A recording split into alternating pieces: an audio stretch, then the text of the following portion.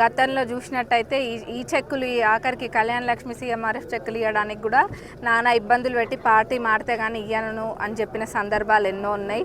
చెక్కులను కూడా ఇంట్లో మురుగబెట్టిన రోజులు కూడా ఎవరు కూడా మర్చిపోలేదు.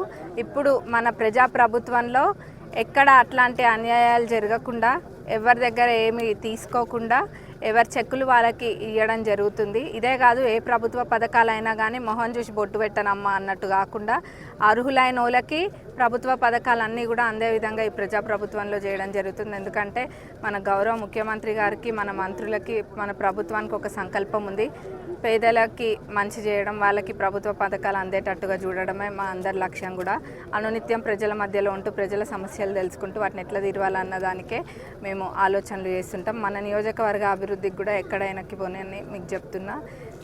సంవత్సరము పూర్తి అయిపోయింది. ఈ సంవత్సరంలోనే మన ప్రజాప్రభుత్వం చేసిన పనులు ఎన్నో ఉన్నాయి. ఎన్నో లక్షల కోట్ల అప్పు మన నెత్తిపైన ఉన్నా కానీ అది సాకుగా చూపకుండా ఒకదాని తర్వాత ఒకటి చేసుకొస్తున్నందుకు మన ప్రభుత్వం యొక్క ధైర్యాన్ని చూసి అవతలకి కన్నుగుట్టి వాళ్ళు ఏం చేస్తుండ్రో వాళ్ళకే తెలుస్తలేదు, పదవులు పోయినాయి అన్న పిచ్చితోటి. అవన్నీ కూడా జనాలు కూడా గమనిస్తుండ్రు. కానీ అవన్నీ మాకు అనవసరం అనుకోండి. మా అభివృద్ధి పైన మా ఆలోచనలు.